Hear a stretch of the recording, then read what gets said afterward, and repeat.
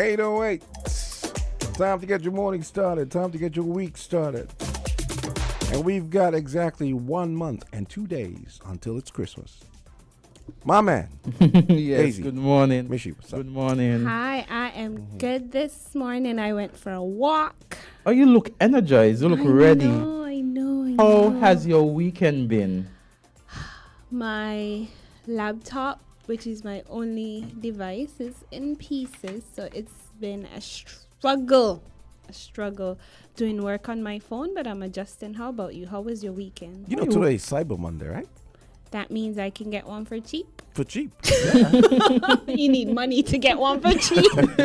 You still need money. My weekend wasn't bad. Thank you very much. It wasn't bad at all.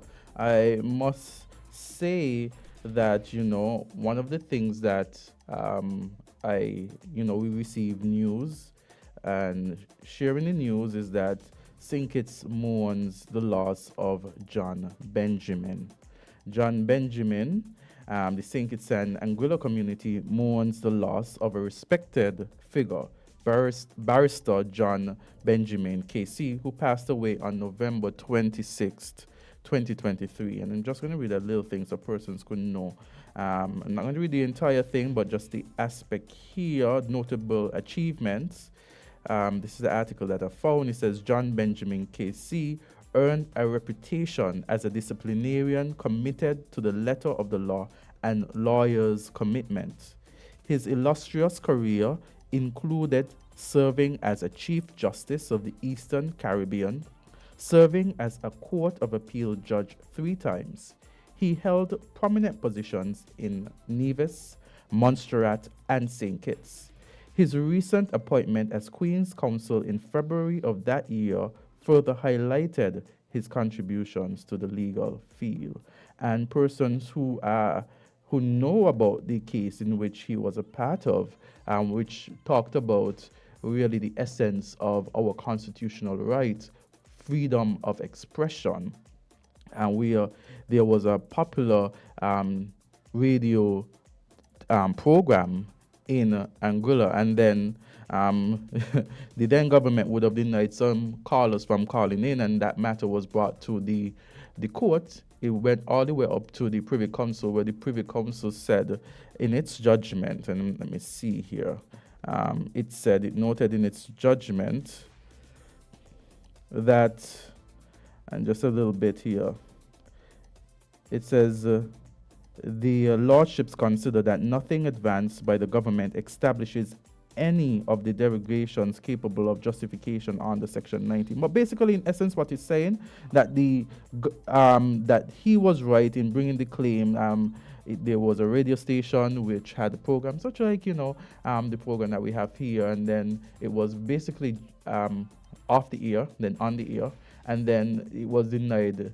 The government had access to that radio station and denied persons calling in to express their views. And so those callers brought the matter to the court. And the court callers brought the matter to the court? In addition to him, because I said here, their lordships are accordingly of the opinion that Justice Saunders was entitled to and right to find that in the case of Mr. Benjamin, as support. Yeah. So Mr. Benjamin brought the case, but the callers were the Mrs. Vanderpool and Mr. Gumbs. I read the matter as well, and it was quite riveting. Yes. As you presented the matter last night in the chat, and one of the things, because I like reading precedents and laws and cases. So when I say brought the matter, they supported Mrs. Vanderpool and Mr. Gumbs supported because they were denied access as callers.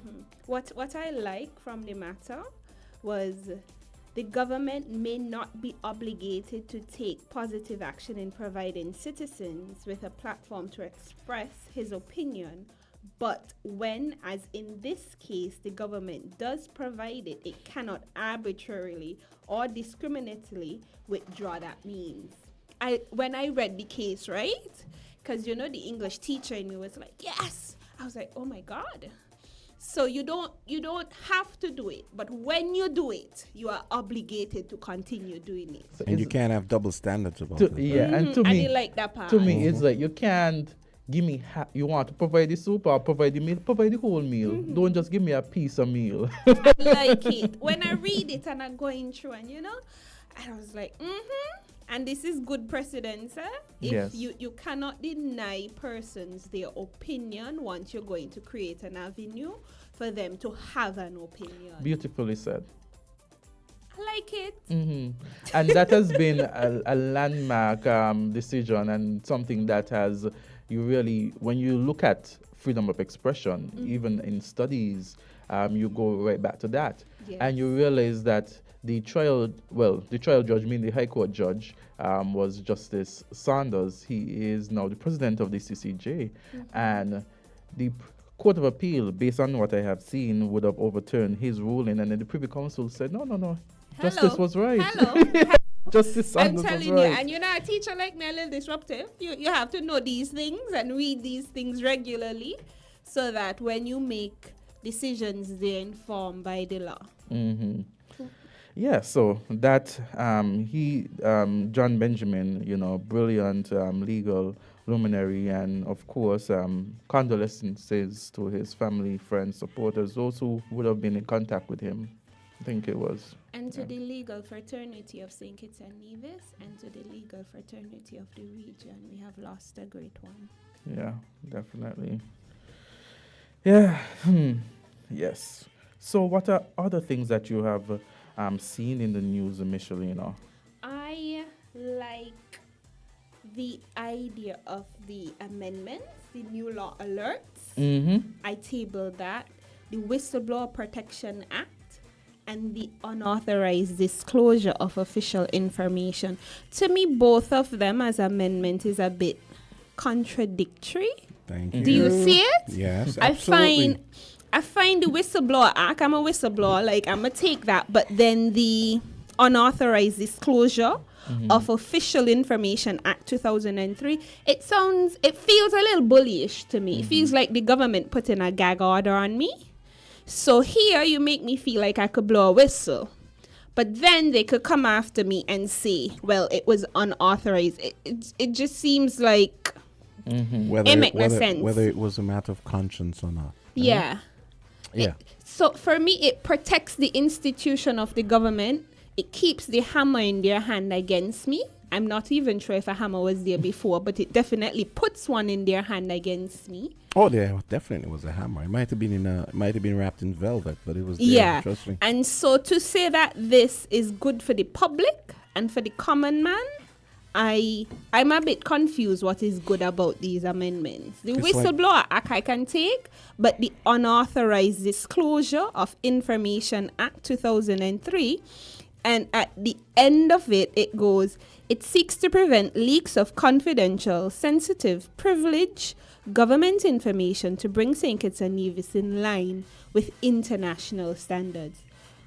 But the whistleblower is sharing unauthorized information. It's a bit convoluted to me. Okay. Lawyer Azard, I defer to you. Okay, so here, when I looked at it, I'm going to bring it up. You have to, so many different areas. Okay, so I have it now. Based on that, it says the Whistleblower Protection Act 2023, a whistleblower is a person who informs on a person or organization engaged in an explicit activity. So from my understanding of that, it means anybody who is doing anything, misconduct, those kind of thing, anything forbidden by law, rules or customs, then you have the opportunity. So it doesn't go into the sense that you could just, and by the Freedom of Information Act, it doesn't go in and gives you the opportunity just to report on confidential information. You must, in addition to that, prove that But how there am I was some. prove it if I don't have the fact? If I don't have the fact, it's hearsay. So to proof, I need data. Data needs proof. So you could use the data, but it must be linked with the whistleblower. It must be linked that there is some forbidden activity happening. Fair, but what I'm saying now is that now they could come down to the other act and say, well, you were not authorized to blow the whistle. So they give me a whistle and then they're telling me you need permission to blow it. Exactly. May I understand Well, that? I That would makes no think sense. You can't give me a whistle and then I need permission to blow it, because if I blow in the whistle is against the power and the institution. They ain't give me no authority but to the blow whistle, it. the whistleblower can only inform on a person or organization engaged in a forbidden act or activity. I take out explicit to mean forbidden by law. So if you're seeing that someone is doing something that contravenes law, not legal, you could blow the whistle on that And individual. then they're But going to that- come for me. but that They're could be going to the come for government. me. You'll be protected. But that could be the government. That's the point. But the government now has grounds to come for me. And another thing we have to think Or- about with the law, Azard, because it's legal doesn't mean it's right. Thank you. And what is right sometimes need to challenge what is legal. And we could go through history to see a lot of things that were legal but were not right. But And in order to get the legality of it removed, we have to bring those things to bear witness in the public. But what I'm saying too is that if you, as a whistleblower, see somebody within government or the organization doing something wrong, forbidden by law, you have the opportunity and you have the power of protection to report it. You understand? So once you report it, you're protected. That's different from just giving out information that's confidential without there being a link to a misconduct. Okay. I'll let y'all hear the lawyer. He earned the LLB. Is the LLB and what else you earn? Well, as far as I see, right? We should take away the licenses of about 100 lawyers and let Michi be a lawyer. We have too many lawyers. Let Michi be a lawyer. Soon. I'm working on it. Soon. No, but what I find with both of them is that it gives the common man a whistle and then tells the common man, but you need permission to blow that whistle. You blow it if you realize that there is an activity that a person or What is organization. legal is not always right, Azad. Slavery was legal, And I know, not and right. I get that point. But I also think that there would clearly be cases in. I get the let's point say, with slavery. there would And a also- lot of other And a nice lot- things. Well, Apartheid. I was saying there. I'm sure there'd clearly be cases in a government setting or government agency setting where something is clearly wrong and unethical, and someone Legal. comes out. Yeah, right. It's legal. No, but yeah, okay. Some could be illegal and some could be illegal. But I mean, take for example, let's say a guy up at Public Works is stealing the stuff, like The hammers. and whatever, yeah, He's stealing tires hammers. and stuff. That's clearly wrong, and it's illegal as well, right? I think how it is. So then what might happen? This is why it seems so give it one hand and take away with the next. It could be, let's say it's a government, a big whatever party, Trump, Yeah. and they might try to protect him, and they come down on a whistleblower who says something because they want to protect this guy. No. It feels like it's protective no. of power. It says this in your act: a key element of good governance transformation seeks to protect whistleblowers working in or for the public service from termination of their employment, disciplinary actions, or other sanctions, so they can freely blow the whistle on corruption or illegal activities in government. So if you are seeing some sort of illegal activity in government, then it gives you the right to speak on it. Whether that information under the normal circumstances would have been confidential, you then have that exception. I think it draws a line where you look at the unauthorized disclosure, you can't just give out information willy-nilly that's confidential. As a whistleblower, you must link it to some sort of illegal activity that person or organization is doing. But Azad, legality doesn't always mean what is right. And we know that, as well as why I say it's a protection of power. When certain things hit the public square and the majority of the masses, as we like to say, hey, I don't care if it's legal, it's not right, change it. The powers that be answer. But the powers that be cannot be held to account if there isn't transparency. And that is why I say, you give me a whistle, but I need permission to blow it. It is protecting the interests of the powerful. Well, The public, the law, is to serve the public. And so the public knowing is a power that the whistleblower has. The public knowing how you treating me at work, which is void of fairness, is a power that I, the individual, have. But you are going to strip me of that power when you get to decide and define what is unauthorized or what is authorized. So listening to you, I think there are two separate understandings. From what I'm listening and what you're saying, it seems as though your issue is with what is unauthorized disclosure alone, saving apart from whistleblower. The permission, the idea of permission needed to be granted. You see that word authorized. Authorized comes from authority. So I think you have concerns with just the unauthorized disclosure aspect more so than the whistleblower aspect, because the whistleblower is something I like separate. them kind of people. Yeah. It's a whistleblower. I think listening to you are more uncomfortable with what is determined as unauthorized Yes, and disclosure. do I get to participate in that definition, or is it already defined, or the barriers, the limits already defined? Is the definition of authorized and unauthorized going to be a negotiation? Here it says that the Freedom of Information Act, as amended in 2023, provides an avenue to government information that is non-confidential, non-privileged, and non-sensitive.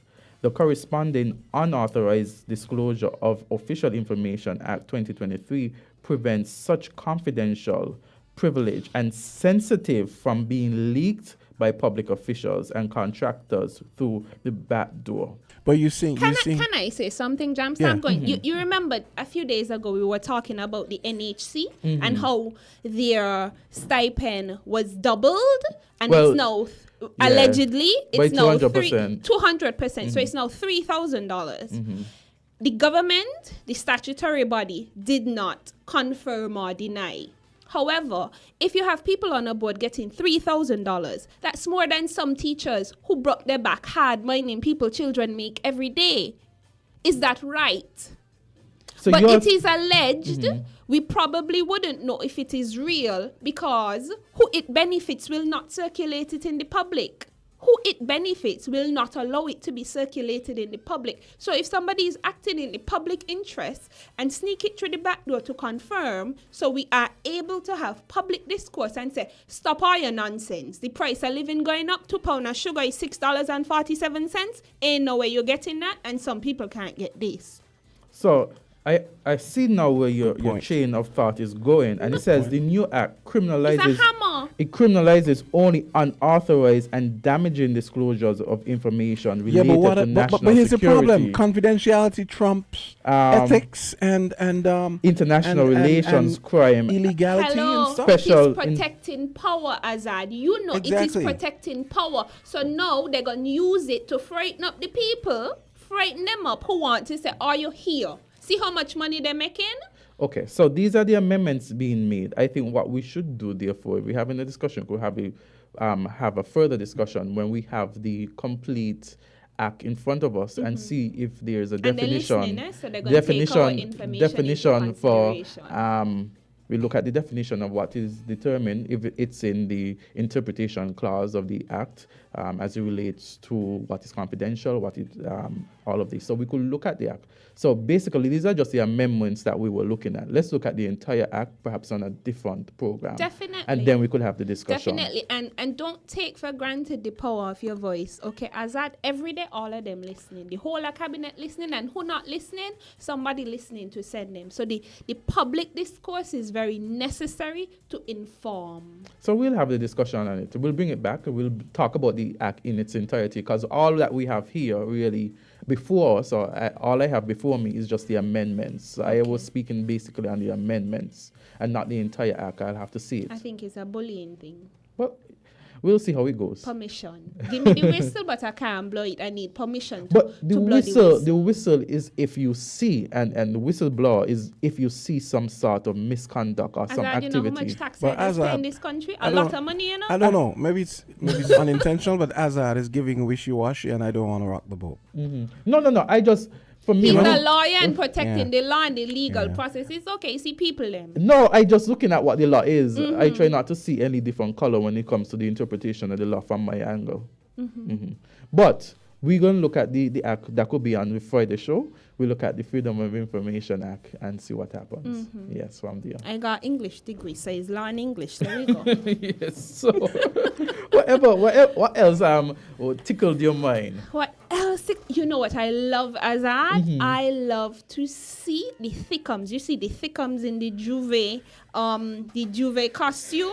I find that is very, very, very transformational of what is sexy now in St. Kitts and what is there for Juve. Yes, the thickums. I love to see the thickums coming out and saying, "Here, my body is here. It's carnival ready." My mouth is watering right now. And we're going up on the wall like them slim girls. Like it. Are you participating in the carnival? No. From since I became a teacher, I put down my feathers and my walk up in town. I can't do it as a teacher in St. Kitts. Catch me in Trinidad a day, trash back, tear out, down on the ground. Antigua, because I expect my students to be there. But while I'm a teacher, it's really hard for me because you're not young and I look good. So to negotiate that respect in classroom, and I put none of this. No, but I understand. I understand what you mean, because we have the next segment. And you guys see how great you guys see how great the view is over here right now. Yes. Nice, right? Inspector is over Nice, here. right? Yeah, so we It have has nothing to do with me. we have traffic talk and we have Inspector Phipps in, and so we're going to take a break and talk about the traffic.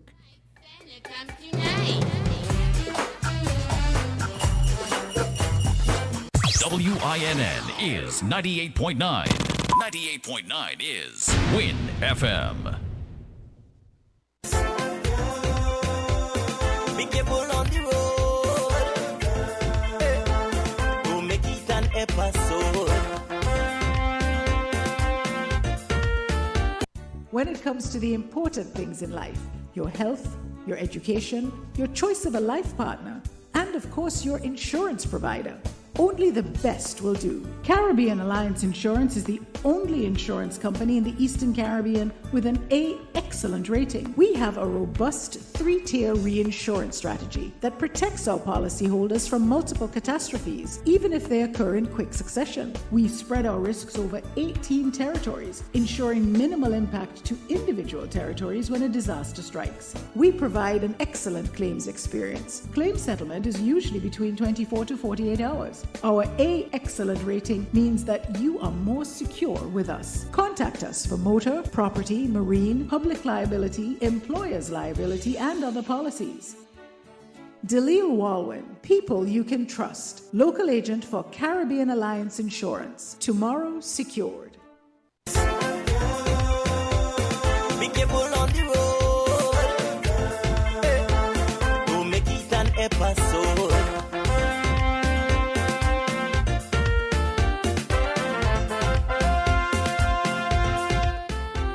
It's 8:32, and Traffic Talk is brought to you by Caribbean Alliance Insurance. And the view on my side of the glass has deteriorated significantly, and it has improved on the other side. Good morning, Inspector. Good morning, sir. And how are you? I'm good. How was your weekend? It was not, well, it was kind of tiring, but it was good. You know, work is good. How about you, Miss Charles? My weekend was good. I rested. My laptop mashed up, so I couldn't work. I rested. Cyber Monday, once again. You need money. She needs to get that. Oh, yeah, the money part is important too. Yes. So today we'll be dealing with the importance of traffic education. Okay. Yes, traffic education. Tell us, Inspector. Traffic education is important for everyone's safety. It teaches us the rules of the road and how to behave as responsible drivers, whether we are pedestrians and cyclists or passengers. By educating all on road safety, one can prevent accidents and save lives. And I say that again, we can prevent accidents and save life. And of course, that life could be our own. Mm-hmm. It helps us to understand traffic signs, signals, and road markings. It also promotes safety and responsible behaviors on the road. In essence, it prevents accidents and ensuring that everyone can use the road safely. Here are several reasons why traffic education is paramount. 1, it promotes safety on the road by reducing the risk of accidents. 2, by understanding the rules, the road users can make informative decisions that respect the rights and safety of other road users. You know, if we didn't have these laws, or if we don't educate person, it would be very, very, very chaotic. Everybody would want to do as they please. They would disregard the signs and signals. So you see where traffic education is very, very, very important. That is why I love law, because it gives you clear guidelines, rules for protection of order. And as I said before, traffic education contributes to the efficiency of road usage, minimizing traffic congestion and enhancing the smooth and safe flow of the traffic. Respect for other road users. Drive with consideration. Respect is not a one-way street. It cuts both ways. If you are to indicate, kindly indicate. Indicate so that other road users can know your intention, and so you cannot confuse them. Because when you do this, we tend to have accident, you tend to have confusion with other drivers. So to avoid that, indicate properly so that other road users can know your intention. Understanding the consequences of reckless and dangerous driving and the importance of safe driving practice, such as, wear your seatbelt, do not drink and drive, use a child's seat, do not wait until Miss Rose stop and you say, oh, blah, you know what I mean? These things, continue to use and apply the necessary rules. Also, for the motorcyclists, wear your helmet and do not text and talk and drive. You see, we some of us, we come here every week and we educate, we speak, we shout, Miss Charles add, we have our good lawyer who interpret the law, but trust me. Yeah, when I saw the death due to the motorcycle, I was like, it was hard because it's a parent of my student, and I'm like, look at how she no longer has a father. Simple action. And that particular accident, that driver wasn't wearing a helmet. I didn't know the details, but I figured as much just from coming here and listening to you, Inspector Phillip. And the last time we had a show, we spoke about helmets. That was the topic, helmets. For the past 3 weeks, it was to do with helmets and motorcyclists. I think the more important thing is the report I read said that his blood alcohol level was off the charts. So, I think it bears mentioning that we shouldn't drink and drive. And, Yeah, I like a red wine. I can't fault a drunken man, though it's a bad thing. However, if you had on your helmet, so you're drinking and driving, that's bad. And then you don't have on a helmet, that's too bad. But maybe if you had on a helmet, you could have reduced the risk, reduced the intensity, because all I'm seeing is that a child no longer has her father, and she's not even 22. Yeah, and it is so sad because, when he was a nice guy. And loved his child. Yeah, because as we know, when you have alcohol, it impairs your judgment. You can, and as a road user, as a person on the road, you need that judgment to know when to stop, when to go a little faster, when to brake. And again, the helmet, it reduces the impact. So it's a mitigating thing. Yes, and once you're driving under the influence, it's impaired driving, and you tend not to be focused.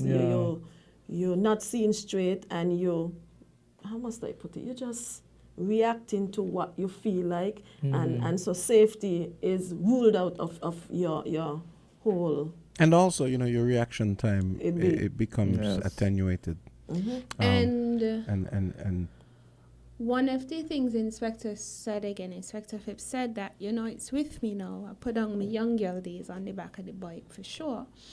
It's your ability to control the bike. Yes. When I heard it, I didn't read anything because it was too close to home for me. He resided and operated his business out of College Street. That's my community. I was like, I wonder if he could have controlled the bike. And if you're drinking, your ability to control the bike is lowered. Yes. Because it's not like a drunken man slow. walking. And these are, and traffic talk helps to encourage persons to do what is right while you're driving. And, we talk about these things over and over. And when we hear about incidents that occur as a result of the things that we encourage not to do, or we discourage doing, it's like, wow. You keep just talking. turn on the radio. Yes. Because traffic talk is really traffic education. Yeah. Once a week, It's Exactly. traffic education. Inspector, you once a ready week. to take the call? Sure. Okay, sure, okay. So let's take the first call. Traffic Talk, you're on the air. Hi, good morning, all. Very needed topic, without a doubt. But I would also like to add a different spin on it as well.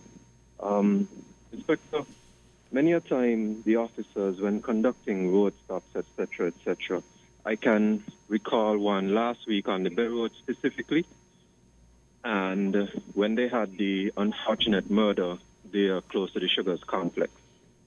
Majority of the officers are in the road and at specific times of the day and not having any sort of high visibility vest on them.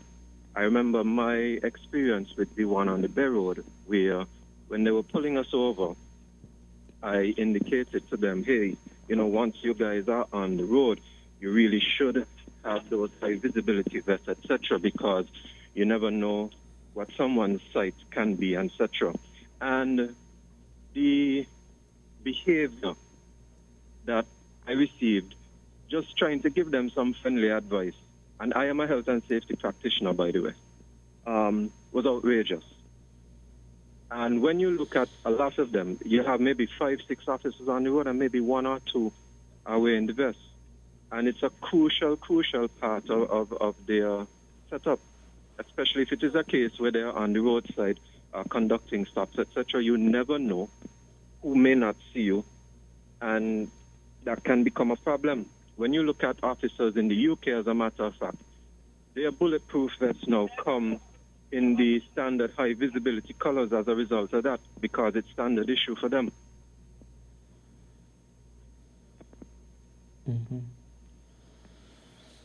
Hello? Inspector?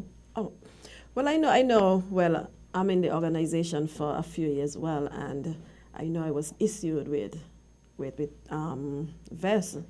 I have my vest from since ASP Pemberton was alive, and thereafter I was issued with another one. So I know maybe the young ones, but I know all officers during my time were issued with highlighted vests. And if they are not wearing their vests, they are neglect of their duty.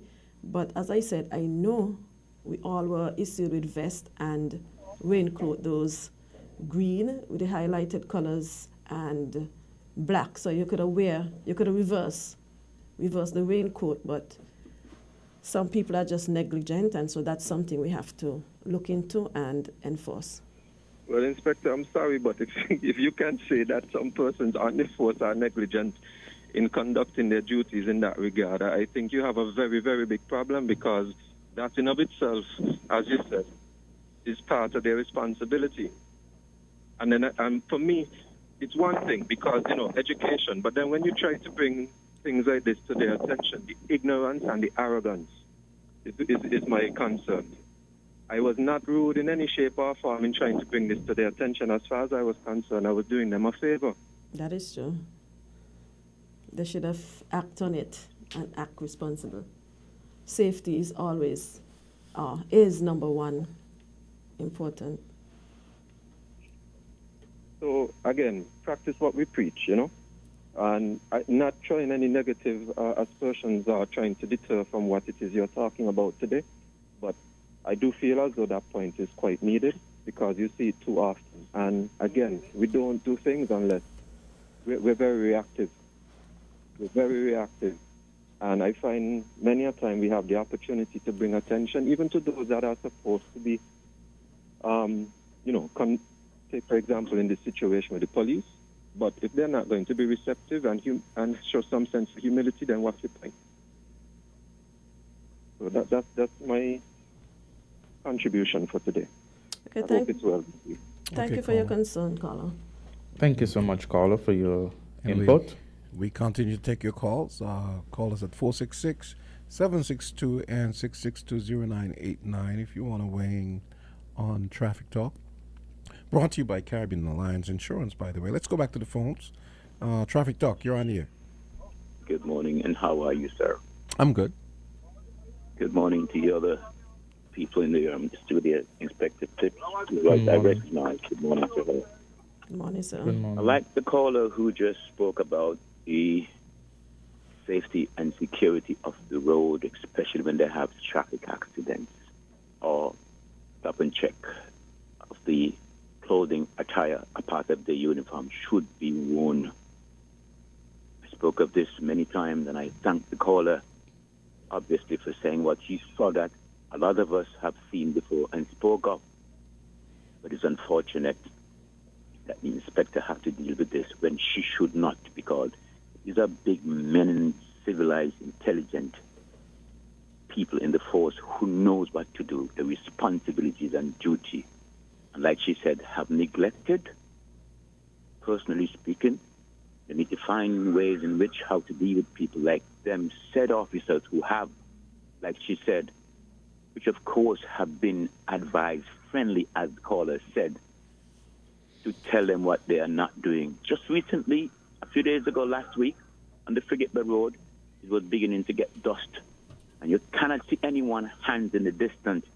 We all doesn't have a 20/20 vision, even though there's not enough daylight for one to recognize from the distance they are approaching where they're seeing either a police officer or directing traffic.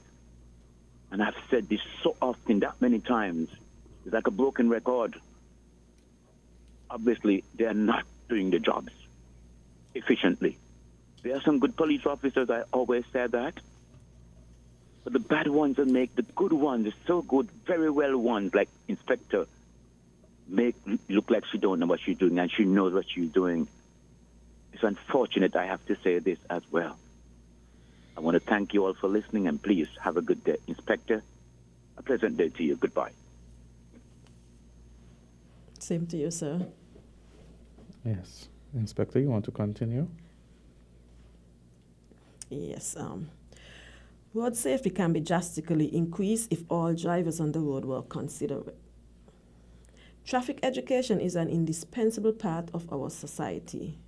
It's not only equip road users with the necessary knowledge and skill, but also foster a sense of responsibility and respect for others. It is our duty as law enforcement officers that we promote awareness to ensure safe and more efficient road use for everyone. As we said, understanding the traffic laws, rules, and sign is paramount because the life you save can be your own. Mm-hmm. Definitely. Definitely. One of the things I find, and Inspector Phipps, I'm not a driver. I think I'm the only person saying it's with a license that either walking or being driven. I find sometimes drivers, when you're late, you make it everybody's issue. And being late is not my problem. It's not fair to me because you are late, and I see it all the time on the bus. You catch the bus late. You might have a good reason. Jesus might have visited you, so you are late. And then you want the bus driver or the driver to put everybody else at risk for you to get where you're getting on time. And I think we need to consider rushing and need to speed as creating an unsafe environment on the road. Yes, you need to get to work when you need to get to work, but you should not put me at risk or anyone else at risk because you're late. I think that is something that happens a lot that we take for granted. But you see, sometimes with that, it's only hit home when something happened. And we've done topics here before where we would have spoken about the driver controlling his passengers and also the passengers to, if they see the driver is probably going too fast, they could tell him slow down. They have a right to, because remember, it's my life and it's the driver's life, so it cut both ways, and you have to think about safety. Once you're a driver and you're transporting persons, you must focus on other person's life. And that's why we have speed limit there. They won't agree with the speed limit, but speed limit are put in place to control the speed in which the vehicles are going. And as I said, drivers should always be thinking about their passengers and themselves. Remember, we cannot buy a life. They could always purchase another vehicle. They could always fix their vehicle, but where would we go? We'd be going down in a box. So I can speak up nicely to the bus driver. To well, not just bus driver, all drivers. Okay, all drivers. Let's take this call. Traffic Talk, you're on. Okay, let's hope that person calls back. So, okay, here we go. Traffic Talk, you're on here. 850. Good morning, Inspector Phipps and all of the hosts of Good the morning. program Good this morning. morning. Yes. Inspector Phipps, I have a couple of questions that I would like to ask you. One, who is responsible for enforcing traffic laws? Is it only traffic police officers, or is any other police officer entitled or allowed to enforce a traffic law? Secondly, the issue of helmets. I don't think there is anybody in St. Kitts who has not seen a person riding a motorbike without a helmet. Especially, it hurts when I see one with a person riding a bike. They may have on a helmet, but the child in front of them doesn't. The girlfriend or friend on the back doesn't have on one. My question to that is, if we have all seen that, why haven't traffic police officers seen that? They are out there on the road every day. They see it. They know who does this sort of thing all the time. We're a small population. Everybody knows everybody. The second thing is the running of red lights. I sit on the corner of 4th and Keon Street, and it's as if police officers work 8 to 4, at least maybe traffic police officers. And then those who are hanging out by Digicel office, they don't take numbers, they're not following, they're not checking all of the cars that constantly run red lights there. The third point I want to bring, officer, is that we claim that we have laws against noise. At 1:45 every morning, there's a vehicle that passes my house and wakes me up. The music in the car is so loud. And I am sure as it goes through villages, unfortunately I don't get up to see the car number, and it is usually going fast. I'm sure when that vehicle passes through villages, everybody in the village has to wake up. I am sure there are police officers and traffic officers who live in these villages. Are you going to tell me somebody can wait one morning and look to see which vehicle that is and stop it? You're driving in town. You reach to a red light.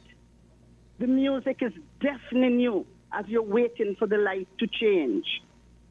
I don't think it is fair on older people especially who have to be subjected to this noise, not only from vehicles, from some of the hi-fi speakers on the sidewalk every Friday afternoon and sometimes on a Saturday.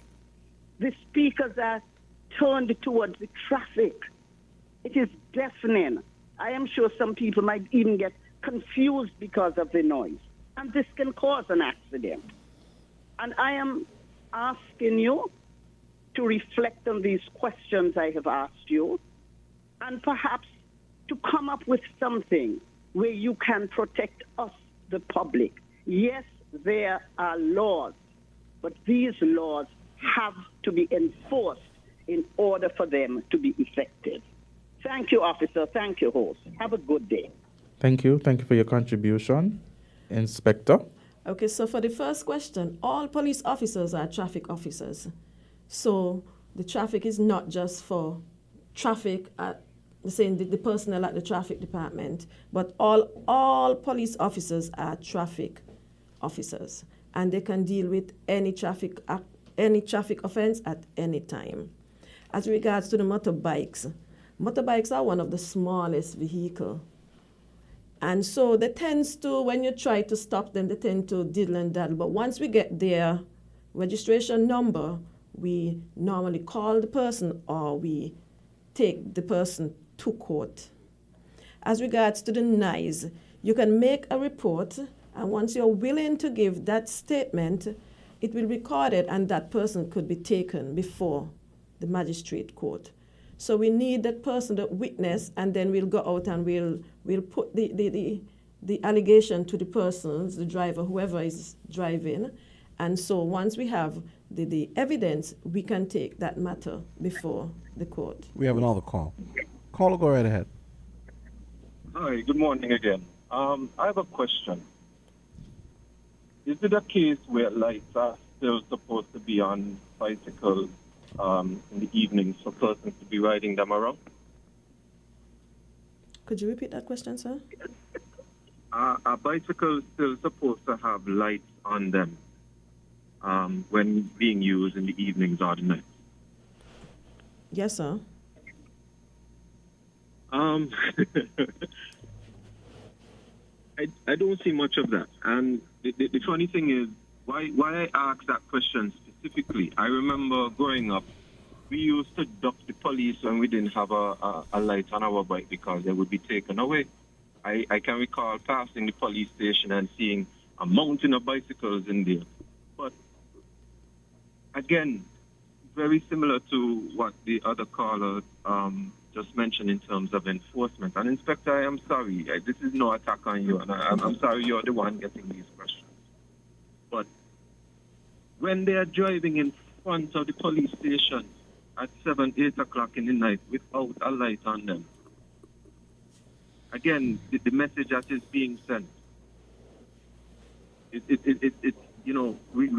we are accepting what should not happen, and it gives the perception that not everyone is being held to the same standard, and not only that, some officers are not just conducting their duty as they ought to, especially when someone can call in and say, this thing directly in the police station. So I think the rank and file needs to take serious stock of itself, because, again, what you're doing in terms of bringing awareness on this information is important and needed. But you see, you're always going to find a situation where persons are going to call in, similarly to me, with these types of situations, because of the fact that in many persons' eyes, say to us, you're one thing, but then you're not practicing what you're preaching, or enforcing what it is that ought to be enforced, and especially the most basic of things. So I do really think that some sort of conversation needs to be had within the department about the enforcement of a lot of these things that once upon a time was like second nature.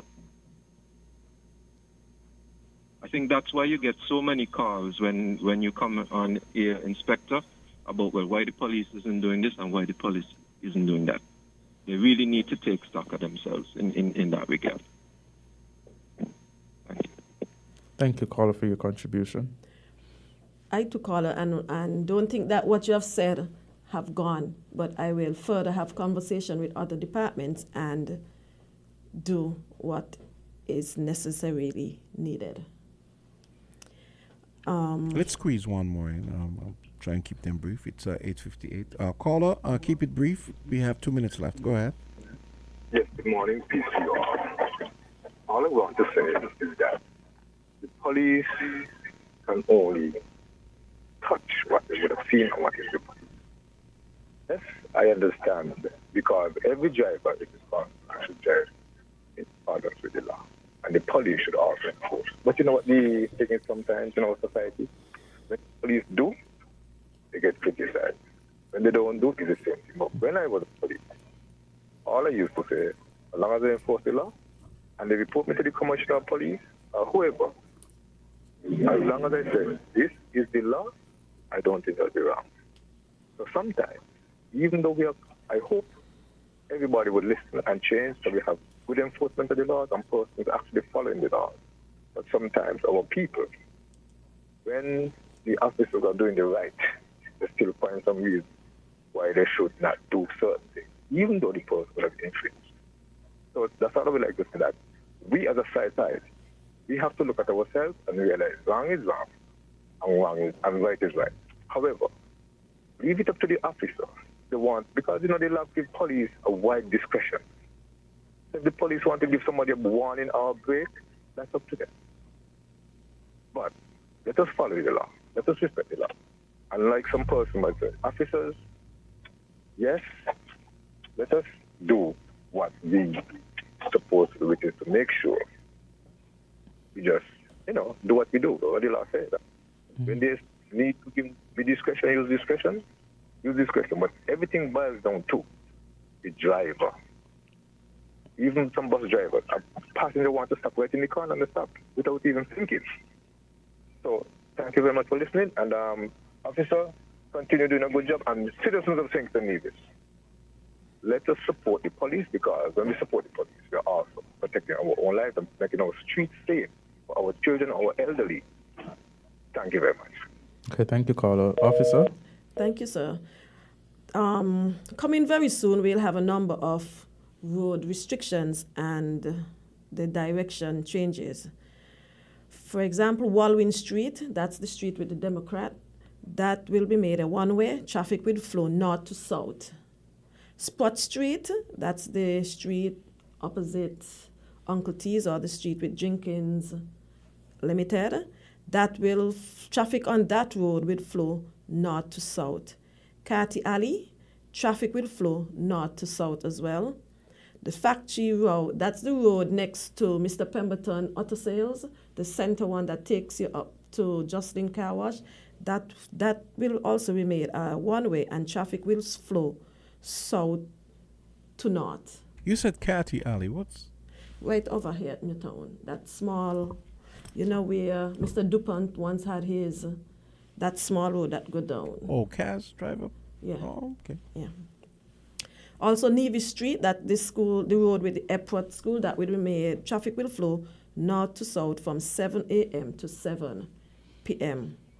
Also, Lower Monkey Hill, that if you are traveling from the Shadwell, you would go up the hill, east to west, so that portion, and so you can come down, but you cannot go from east to west on that road. So you'll have to come down the Glen and proceed on the lower section. So coming shortly, those are the restriction. Also, we would have noticed that a new building material store had opened Ace, so we have some traffic restrictions in that area as well. So if you're proceeding from the fire station to TDC, you cannot make that right turn into that establishment. Also, when you're exiting that same institution, you cannot make the right turn to go back to Frigate Bay. You have to continue in the westward direction. Also, some more changes will be effected in that area as well. Officer, just for a suggestion, perhaps maybe some visual assistance could be rendered in explaining the changes so persons can see firsthand what those changes are. Sure, we'll do that. But I'm sure, as you said, you guys are going to roll out those unofficial announcements and all those changes. Yes, because that's a lot to grasp. And, in the way you did it just now. So that's why the visual videos would be, and you could be circulated so persons could understand. Okay, officer. Yeah. Okay, so it's 3 minutes after 9 o'clock and traffic talk. Sure, go ahead.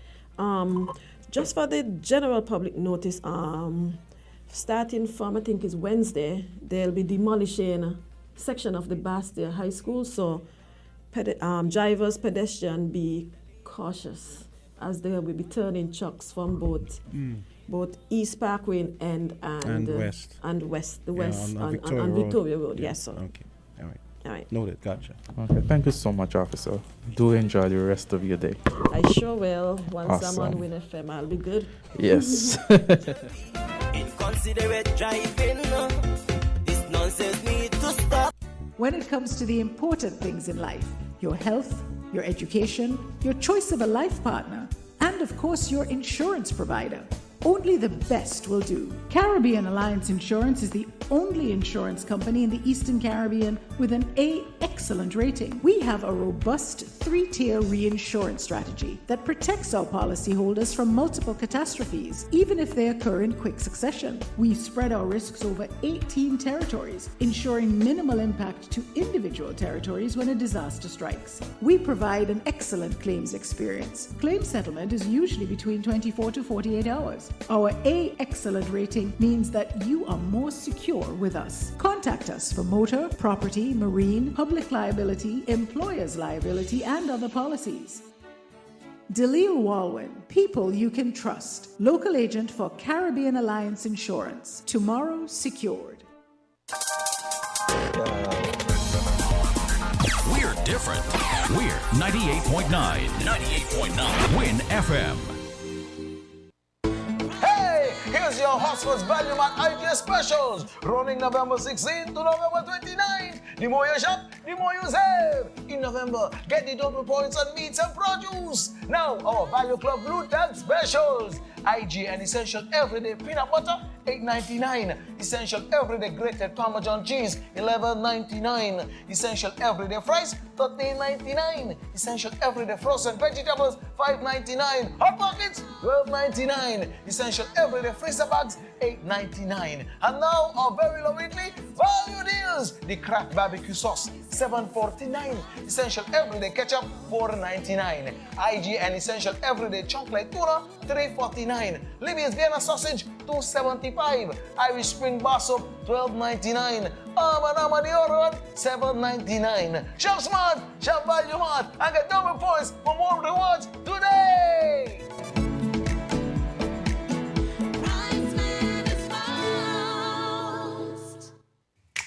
Maybe it's the way the brilliant gold liquid reflects our sunshine, or how the bright blue of its label mirrors the clear Caribbean skies overhead.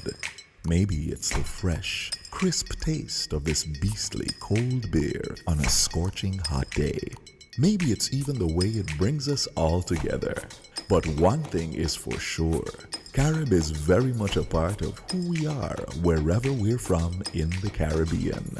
Carib, it's the way we play. Drink responsibly.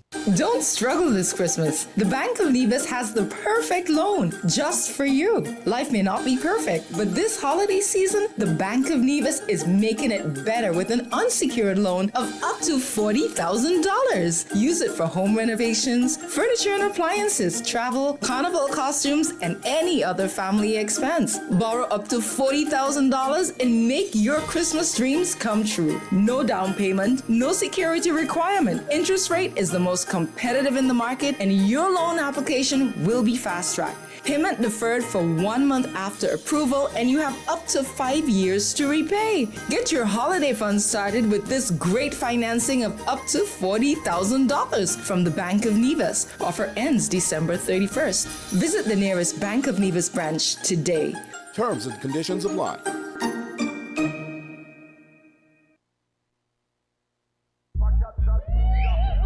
So who you left the kids with tonight? Nobody. They're big enough to take care of themselves. Girl, you mad? Junior only 7 years old. And suppose something happened to the baby while you're out here? My mother was leaving me home by myself since I'm 5. He can handle it. Nothing gonna happen. This don't feel right. Call and check on them. Look, I work hard all week. I deserve this break. Besides, they're good. Hello? Leaving underage children at home by themselves is child neglect. Need support? See if another family member or a trusted neighbor can help. This message brought to you by UNICEF, UK Aid, Crime Stoppers, and this station.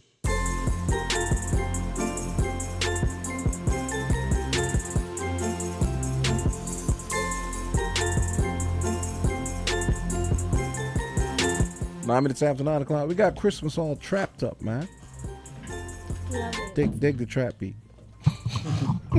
So, welcome back to another segment of Island Tea, Azard. Yes, so we're here, and another thing that came up, looking at the review, is the mention of, remember the Honorable Premier, Matt Branding, made some mention about the double salary. Me can't manage me pray. I did some prayer for hear me, I did some prayer for discernment this morning. Yes. Discernment and tongue control. So what did Marcus Antonius say now? Pray tell. Well, you want to listen to it? So when you say what he say? Yes. Let's just so while we get that clip, let's discuss something else then while we get that clip, because he was basically, you have the clip? You put it in the chat. Yeah, In the chat. I don't have it. Okay then. Okay, wait. Let me go chat in the meantime. I'll go. I can play. What I like this morning, you have it now. What I like that I saw in the news as well, and listening audience with us do some rigorous contribution of what we want to talk about. This ain't a little happenstance. We just really put a show together for y'all. I love that Senator Aislinn Phillip, she has started these conversations with persons with disability. And they had a luncheon recently. I really appreciate the inclusion. That is something that I've been calling for on a number of platforms, and to see that the idea has been listened to and the inclusion being practiced. I know NHC went and spoke to the persons with disabilities, in terms of housing, how we can have reasonable accommodation in terms of the housing schemes that we are developing to include persons and their needs and special features for disability. And recently they had a luncheon where government officials and ministers had casual conversations and made themselves accessible for a segment of the population that might have trouble reaching them physically, and to provide lunch on that. I thought that was absolutely incredible, if not one of the best things in my perspective. And remember, I'm Michelina, so I bring that frame of what I like. I think that is one of the best things that this administration has done in the 16 years of being operational, from my perspective, providing and making reasonable accommodation for persons with different abilities and disabilities and making themselves accessible. Okay. Being a champion for inclusion is incredible. We got the mark now, on the mark. That's Michi, you better recognize. Okay. So let's listen. Okay, it's time for Marcus Antonius. And here we go. The silver-tongued one. I can't help saying that. Here we go. Okay, come on, Mark. What we should focus is to do what we've done in Nevis, to give our workers salary increase, 15%. They will get the final tranche, 5% on the 1st of January 2024, and so that people could have a livable wage. That language has been used. People will have a decent wage. This notion of every Christmas government taking up millions of dollars, in the context of Nevis, is about 10 million. So Sinkits has to be at least 2.5 times that. So you're talking about $30 to $35 million every Christmas. For what? And I honestly say for what? Because a lot of people getting that money are not producing. And if it causes some upset, then I apologize for that upset, but it's a fact. And so if we're going to compensate people, we should base it on their performance. Are they coming to work on time? Are they there? Are they committed to the task at hand? They're putting in that extra effort when necessary. But them who come late, take 2 hours for lunch, leave early, always sick, always home, always got problems, always out of the office, walk in the street, down in the bar, them in town drinking rum. And come Christmas, them hold a double salary just so. And then the caller made the point, and I think it's a fair point. What happens to those people out there in the private sector? They're not getting any double salary. If you happen to work at Rams or TDC or Hosfords, you're not getting a double salary. So why is a public servant being given a privilege with taxpayers' money that you don't get? And so I think there's some merit to say that if there is something to be done, then it has to be more across the board. It has to benefit more people.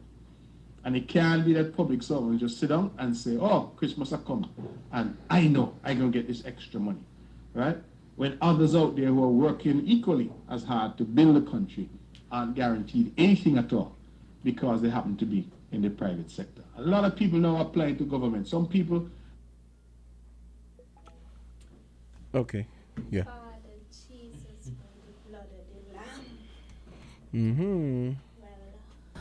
I should have been a vision. Have 3 and 4 jobs in the private sector. They say they don't want them, they want to be in government. What do you think it is? What do you think it is? If everybody rushing into government. You could imagine in one house, for example, where you got 5 or 6 people in that house working for government, that all of them collect a double salary. Come Christmas. I played the blood. That is what people are now looking at. Whole blood. And I'm saying the double salary used to be something as an incentive when the country does very well. There's something to celebrate, like the 40 years of independence, something. But now it's like people are thinking, I see people putting up things now, say we're on the hurricane watch, now we're on the double salary watch. That's what people are thinking about. It's like a joke. And people are now expecting it. So it's no longer even a reward for any good performance. It's just... I think that it's unfortunate. And we're developing a kind of culture here and a kind of society. You're going to come back and bite us. Let's go back on the phones. A few questions. He asked me about double salary. My view on double salary is always controversial, Mr. Brown. People tell me I'm going to lose votes, but I don't believe in this constant double salary to public servants, regardless of who work or who no work, who come work or who late every day, who take 2 hours for lunch every day, who don't produce, everybody get the same double salary. I don't believe in it. I think we need to develop a system which rewards people for performance. And we've been talking about it a lot. We've not done anything, but that is what we need to do. If I could sit back and take off as much time as possible, take as much sick leave as possible, don't come to work late, come to work drunk, go out, do all kind of thing, and then come December, I get the same double like everybody else.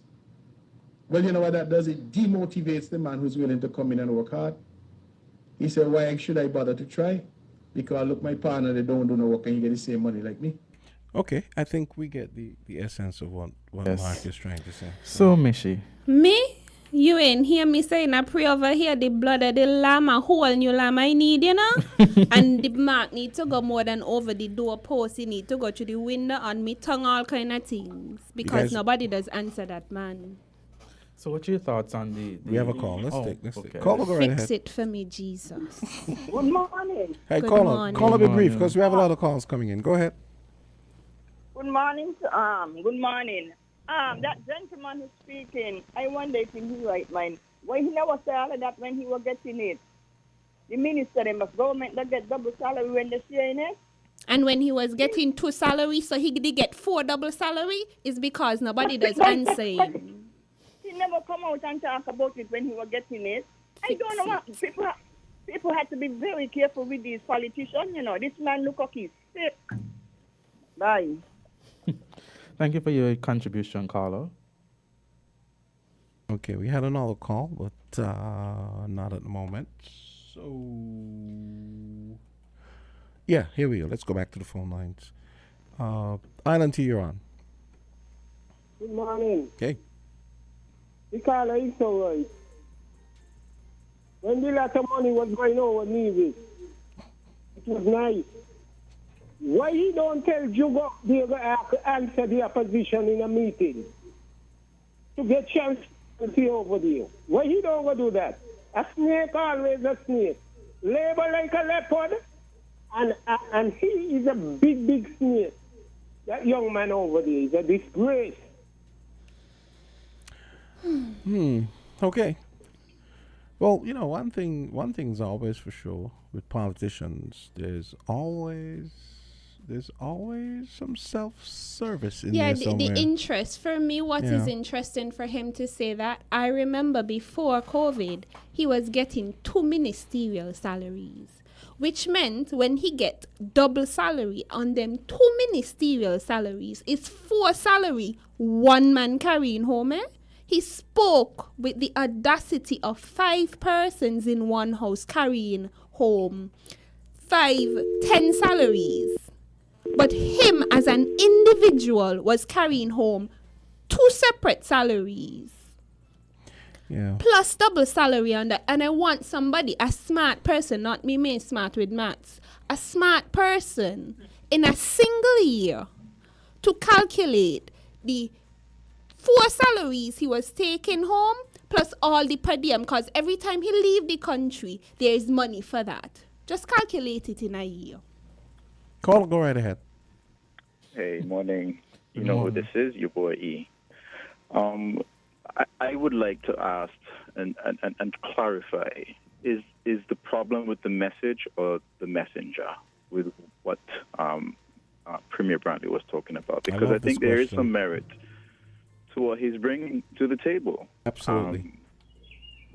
And even though, it would benefit me to get a double salary, at the same time, I am with him.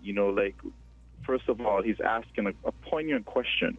Why do people rush and prefer to work for government as opposed to the private sector? That's because you get away with murder. The things people get away with, the things I've seen people get away with as government workers, they cannot dare try that in the private sector. And so there's a lot of complacency that happens, which then trickles down to the type of service we get from government establishments and employees. And so if we migrate to a merit-based bonus, merit-based way of rewarding people at the end of the year, then you would find people working a lot harder to be better, which at the end of the day benefits all of us. But at the same time, you do have to look at it from the other side of the story, which says, at the end of the day, even though people may not have been the best type of workers, at the end of the day, you say, well, things hard, and you have that bit of a soft spot for the fact that things are difficult in the country. So I think it's a fine balance, but at the same time, we let's not get carried away with the messenger and try to think about the value of what he's bringing, the message that he's bringing. I agree. That's it. For me, I was thinking the same a thing. young economist sat down with me and he went through the weeks of the year, the months, and the double salary seemed to be something that we would have worked for and earned. It is not a gift. And so the messengers who choose to peddle a particular frame that the double salary is a gift, I want you all to call the mathematicians, as an English teacher, call the economists, and see how much money the government is taking from the worker because they choose to calculate the salary at a particular time. It's a choice, Let me ask a question. Do you feel Because there would be, I would assume there's some conversation between the Premier and the Prime Minister. Do you feel that maybe it was a conversation between them whereby the Premier is just speaking to see how the public would react to no double salary? Do you think that there might have been a conversation prior? What I think it is, I think it's that, but I think we're being emotional and not sensible. What I think it is Uncle Timo led a conversation asking a question about double salary. And because he asked a question about double salary, again, the messenger, not the messager's anointed, just said, how dare him ask that question? And so because he asked the question, the pundits that opposes him must justify his credibility to ask the question about double salary. And so we have all these persons who are questioning the merit of double salary for who getting 4 and 5 streams of income from government on 1 and 2 and 3 boards from government and getting money assigned to their hand every time they fly out the country and then in the country for 30 days steady. And so when they are having these conversations, sitting at the seat of privilege, looking over the high balcony, it is very unfair. Somebody need to take their business and calculate the maths and see how much government money. They just come from Dubai and you should see them in their nice clothes. Government money. The hotels. The first class, this government money. It is very unfair for them to be sitting in high houses, perched, looking over balcony on the people who struggling. $6.40 for £2 of sugar. You know how much money, how much mothers can buy sugar to last for the month no more? Oh, you got the audacity. People struggling. Okay. Okay, let's just change gears for a little bit. We're going to get back to that. World AIDS Day is approaching, and we have a World AIDS Day rep, and she is here. Okay, miss. You have to put your headphones on. Come on. And you have 5 minutes to make your presentation. So, miss, come on. Let's go. Yes. All right, go right ahead. So, introduce yourself. Okay, my name is Lucine Pemberton Vaughan. I work in the Ministry of Health in the National AIDS Secretariat as health educator and counselor. World AIDS Day is December the 1st, and we are here to bring awareness. So we wear red on World AIDS Day. We are showing that we are in solidarity with those infected and affected. We are remembering those who would have died from AIDS, and we are sounding the alarm that HIV is still with us. And that red also stands for passion. We really would like to end AIDS by 2030. So on World AIDS Day, we are asking everybody to come out in their red.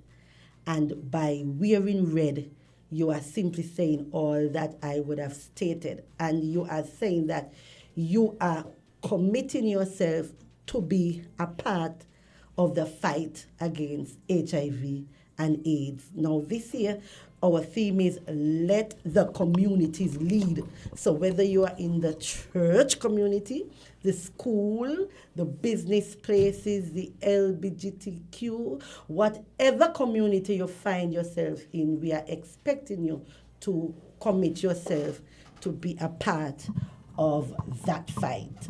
Also, we have testing at the Independence Square from 9 until 5 next Friday, the 1st of December. Come on out and know your status, because it is only in knowing your status that you can get help and that you can stop yourself from progressing to AIDS, which is the actual killer. Treatment is free in St. Kitts.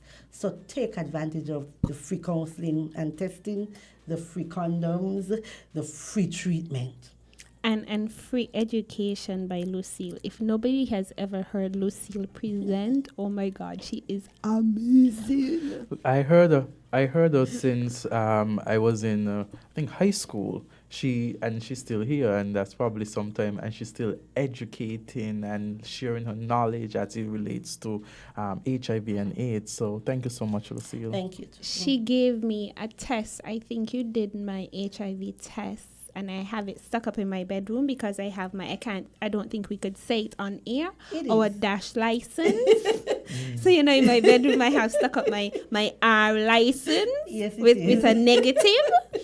I think the Keon High School, we had a professional development day, and, she came and she gave the talk and free testing. And what I love about Lucille is that she is very consistent. She's consistent to tell the truth of herself. She's consistent to try to take shame out of sex and sexuality. She's consistent to take fear out of testing. She makes you feel comfortable and fun. She's fun and funny, and you'll be like, oh my Jesus, she just said that? Yes, and Lucille, we want to thank you for being here this morning and really sharing the information, and we look forward to having you on Island Tea again, and because the day is on the I think it's the 30th, is it not? What? The HIV awareness, isn't it a specific day? Friday the 1st. Yes. But then what happens Thursday is that we are going around the island distributing condoms, because Friday is also National Condom Day. Yes. And we need to respect that day. So any sexual activity done on that day, please protect yourselves. There are persons who lost their lives. So let us learn from their example. Protect yourself. It's no longer a death sentence. Okay, 30 seconds. Tell me 3 ways we could have safe sex, Lucille. 3 ways you can have safe sex. 1, condomization. I think everybody knows that. Use condoms correctly and consistently. 2, the use of lubricants. Lubricants cut down the friction, and which lessens the chances of you being bruised and the entry point of HIV through those bruising. So the tight hole could be dangerous? Yes. But I know. The tight hole dangerous. Yes, those tight holes dangerous. Sex, yes. But also some lubricants I know have active ingredients that would kill the virus and kill other STD. Not the virus, the sperm. But there is no getting around it, so you have to. And thirdly, how does one have safe sex? By making sure that your partner has that rider's license, and you know their status. To date. And actually, it is even safer having sex with someone who is HIV positive and on treatment, because that treatment brings down your viral load so low that it is impossible to pass on. So it is safer having sex with somebody who is virally suppressed than to be having sex with someone who you don't know their status. Okay. So definitely a discussion we need to have in the future on a larger scale to educate persons. Thank you so much, Lucille.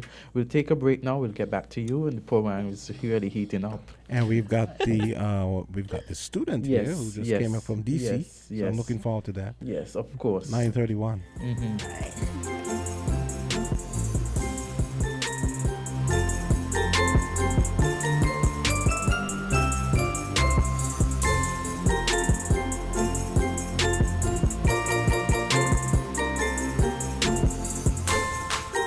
We're 98.9. 98.9. Win FM.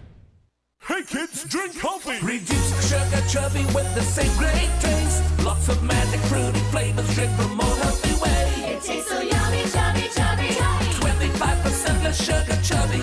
Be active, be healthy, drink lots of chubby. Kicking football, playing cricket, having fun in the sun. It's chubby. Reduced sugar chubby keeps you cool and refreshed. It tastes so yummy, chubby, chubby, chubby. 25% less sugar chubby. Jumping rope, running races, have fun. It tastes so yummy,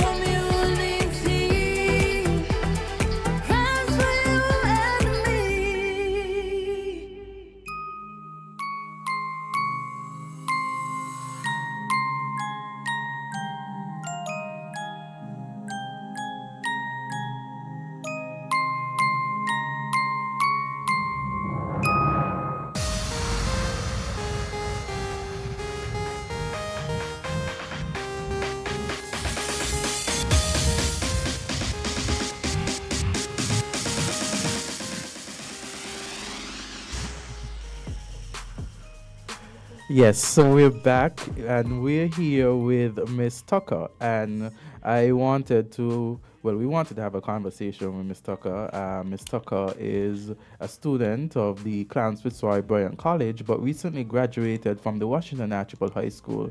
In fact, I first spoke to Miss Tucker when she was here in studio just before Michaelia Tucker. Yes, and so I spoke to Michaelia Tucker just before she went to Washington when she was in studio here, and then afterwards during the graduation, I sponsor a prize for leadership at the Washington Archibald High School, where the school selects the students every year, and to my amazement, Miss Tucker was given, that award. So I said, wow. And so we're here to hear from Miss Tucker, her journey as a student leader, the things that she has done. So Miss Tucker, tell us. And of course, you got 9 subjects with 7 grade 1s. I think that's amazing. So tell us about your journey. Tell us how you have been a leader in your school during the time. So since my inception into the Washington Archibald High School, I was seen as shy.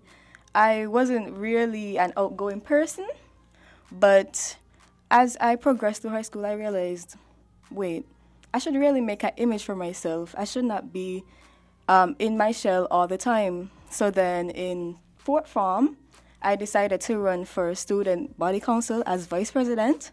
Unfortunately, I did not win that position, but through that, there was an opening for me. There were apertures by which I could display my leadership.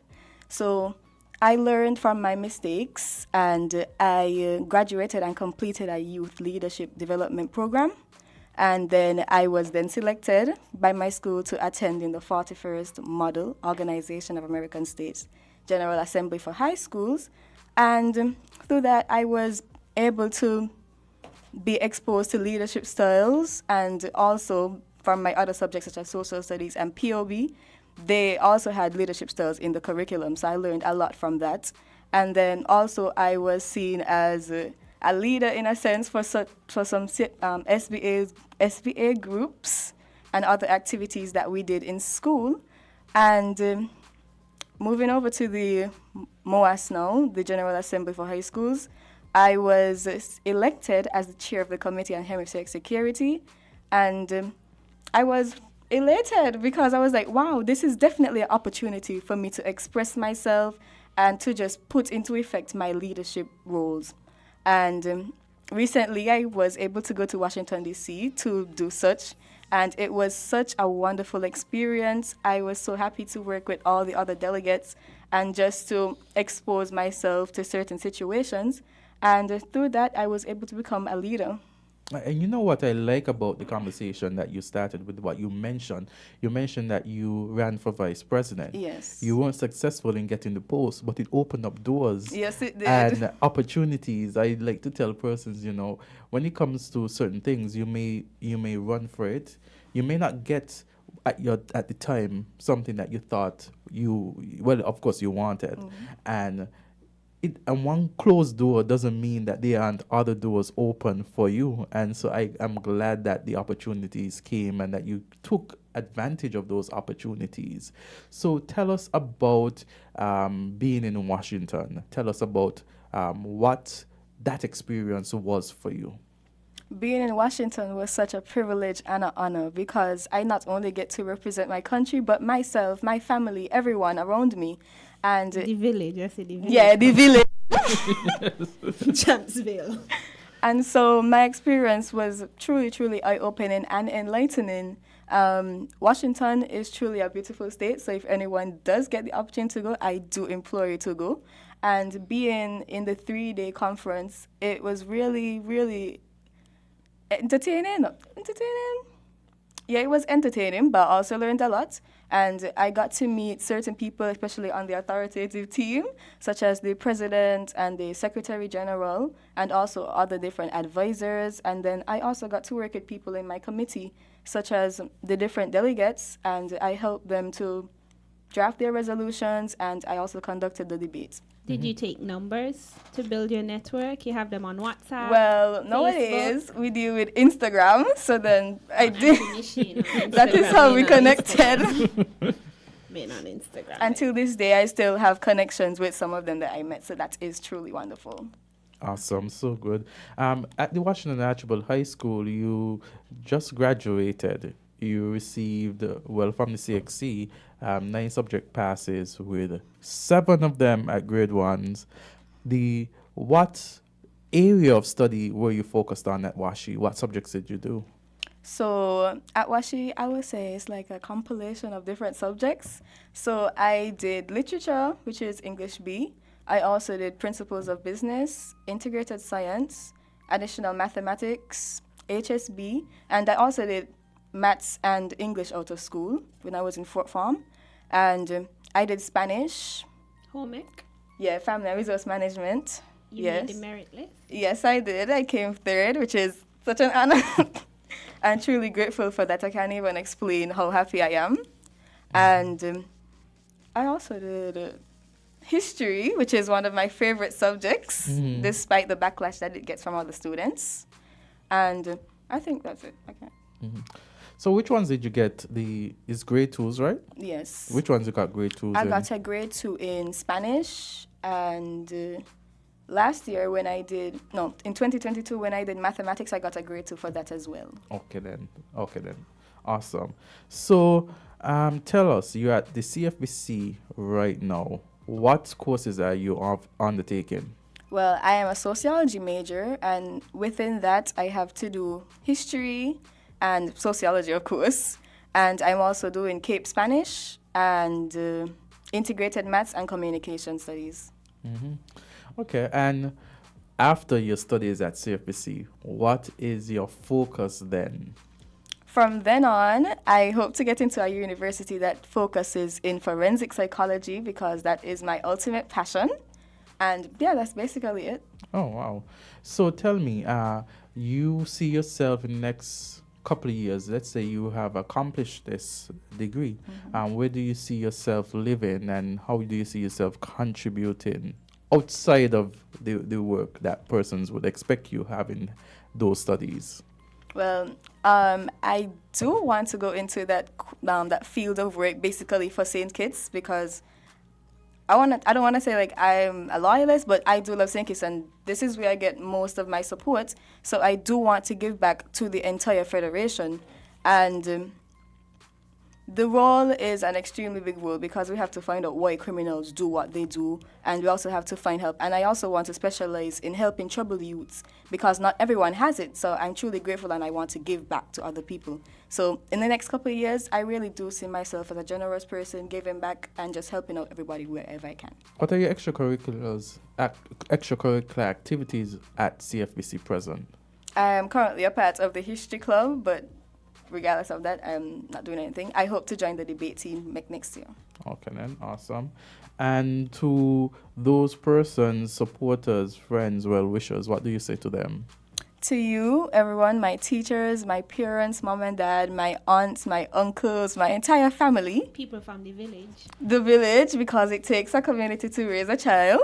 And I cannot even say in words how grateful I am for you. You guys really taught me a lot and how to express myself no matter what, and to always have a mind for myself and think for myself, and to just be an independent person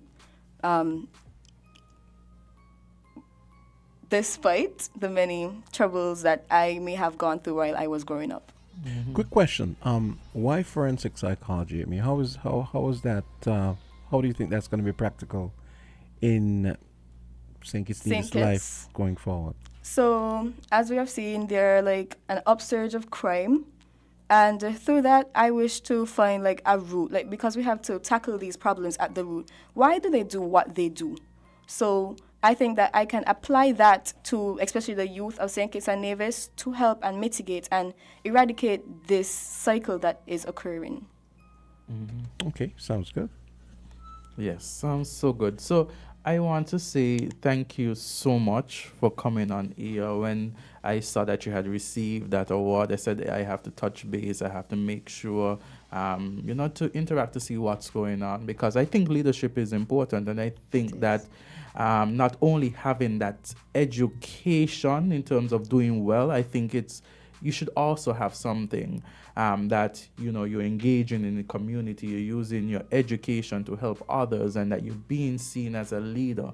And I think that persons who could balance both academics and student leadership, I think that's really important and commendable, because at the end of the day, when you have your education, you're coming back to a society, and you ought to give back to that society in which you're a part of. Quick question before you go. We have 1 minute left. You didn't tell us about your DC trip. I mean, come on. That must have been an adventure and an experience. Tell us a little bit about that in 30 seconds. Yes, my DC trip was indeed a wonderful experience. We got to see all the major monuments. We got to see the White House, the Washington Monument. We also went to the Martin Luther King Jr. Park. And we just saw the entire, I don't want to say the province, I don't want to say the country. We just experienced such a wonderful time there, so it was really nice. Okay. You handle the temperature okay? Yes, it was definitely cold at first, but we were suited up. Okay. All right, that's good.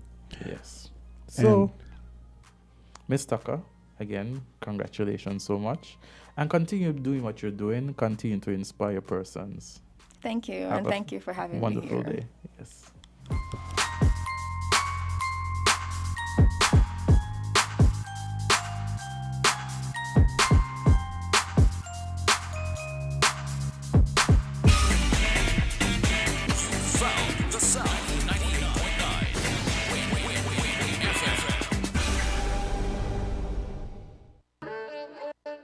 Magnum, my brand. Everybody put your Magnum in the air now. From you a drink Magnum, make me see. Take charge of things now your place now. From the river to the beach to the street. Hot Magnum when me have in a me hand there. Give her a sip and she tell me sweet. Look for me watch for your quick time check. Yeah. Right now a Magnum for your beat. Enjoy yourself every day of the week with a Magnum. My life I forget sweeter. Must be 18 years and older to drink. Drink responsibly.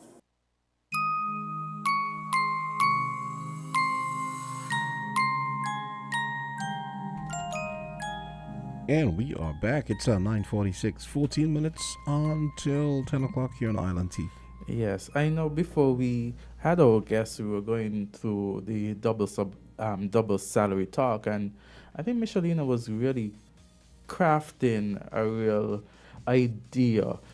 I do see some, based on, if you take the statements that were made, I think those are, by the Honorable Matt Brantley, Premier, those are, I think, as one the caller said, some of the valid questions, but then I think per se that a lot of persons may not be attacking the message per se, but maybe the messenger. Do you find that? I find, as I said, the whole issue of double salary has been politicized. If you do some forensic and you followed it, Uncle Timo raised the issue in his last press conference of when and if a double salary will be paid. And because it was him, because it was the individual, now we started to demonize the act of receiving a double salary. If you think about it, so he doesn't have the moral authority, he doesn't have the positional authority to say that we should get a double salary or that it has not been announced. And because he asked the question, no double salary must be attacked and there must be some merit attached to it. Mm-hmm. But civil servants, police, nurses, teachers, we work so incredibly hard, under-resourced, underdeveloped, underserved. We work hard.